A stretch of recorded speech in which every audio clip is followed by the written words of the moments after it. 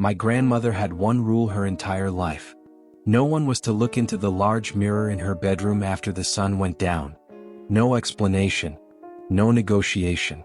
Just that rule, existing in my family before I was born, repeated by her in the calm voice of someone discussing the weather. When I was small, I thought it was an old person's quirk. When I got older, I thought she was superstitious. The year I turned 26, she passed away. And I went back to her house to sort through her things. My name is Julia. And this is the last time I'm telling this story. My grandmother's house was in the suburbs of Cincinnati, Ohio. A two-story wood frame house she had lived in alone since my grandfather died 20 years earlier. My mother couldn't come because she was with my father in the hospital, so I went alone, planning to clear the house in 3 days and hand it over to the buyer. The mirror stood in her bedroom against the wall directly opposite the bed.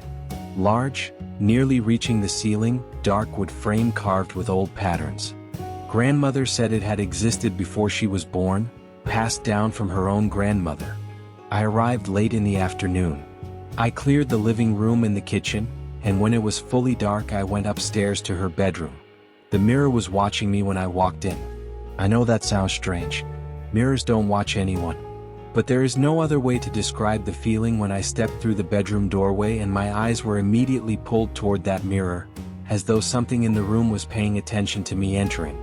I thought of my grandmother's rule. Then I thought, she's gone. Her rule doesn't apply anymore. I looked into the mirror. The reflection was normal. Her familiar bedroom, the wooden bed, the old wardrobe, the window looking out onto the dark backyard. And me standing in the doorway, still in my jacket, hair a little disheveled from the long drive. I stood and looked for a moment. Nothing. I started sorting through her things. About an hour later, I was folding her clothes into a cardboard box when I glanced up at the mirror out of habit. I stopped. In the mirror, the bedroom window was open. I turned and looked at the actual window. Closed. Latched from the inside, exactly as I had seen it when I first entered. I looked back at the mirror.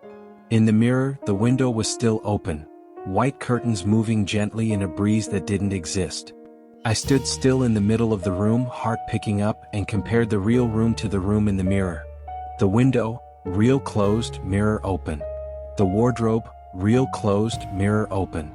And the bed where my grandmother had lain until her final day, in the real room it was empty. But in the mirror, someone was lying on it. I didn't scream. I didn't run. I only stood still and looked at the mirror with the strange calm of someone whose mind is refusing to process what their eyes are showing them. The person lying on the bed in the mirror was my grandmother. Not an illusion. Not darkness or light playing tricks. It was her, the silver hair, the familiar face, lying on her back with both hands resting neatly on her stomach the way a person sleeps. The way a person lies in a coffin. I closed my eyes. I counted to 10. I opened them and looked at the mirror. She was no longer lying on the bed. She was standing beside me.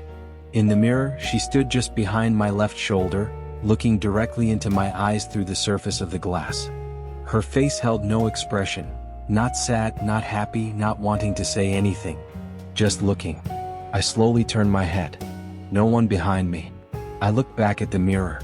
She was still there looking at me, lips parting as though about to speak. And then she did. Not with sound, I heard nothing through my ears. But I could read her lips in the mirror, clearly and slowly, the way she used to speak to me when I was small and didn't understand something. 2 words. Don't look. I left the bedroom. I went downstairs, sat in the kitchen with every light turned up as high as it would go, and called my mother. She answered after 2 rings. I told her what I had seen, nothing left out. My mother listened in silence. Then she let out a breath the way someone does when they've known a story for a long time. I was going to tell you when you were older, she said. Your grandmother did the same thing you just did, looked into that mirror after dark. When she was in her 20s. What happened? I asked. She saw her own grandmother standing in the mirror. Her grandmother had been gone for 10 years. My mother paused. She said the same 2 words to your grandmother. And your grandmother made the rule after that. No one looks in that mirror after dark. Why not just break it? I asked. Your grandmother said not to, my mother said. She said the mirror keeps them there. If you broke it, they'd have nowhere to be. I sat in the kitchen and looked at the ceiling. Mom, I said slowly. In the mirror, grandmother was standing behind my left shoulder. She was looking directly into my eyes. Did you look back? Yes. My mother was quiet for a moment. She was looking at you because she wanted you to know she was there, she said finally, her voice softer. Not to frighten you. Just so you'd know. Know what? That she's all right, my mother said. That she hasn't gone far. I finished clearing the house over the next 2 days. I didn't go back into her bedroom. I sorted from the doorway, never crossing the threshold, never looking toward the mirror. When the buyers came to view the house, I told them the mirror was not part of the sale. I hired someone to move it to my mother's house in Columbus. My mother put it in the storage room, covered it completely with a cloth. And she said one thing to me before I drove back to Chicago. When I'm gone someday, she said, if you look into that mirror at night, you'll see me. I didn't know if that was meant to comfort me or warn me. I didn't ask. And I have never looked into that mirror after the sun goes down.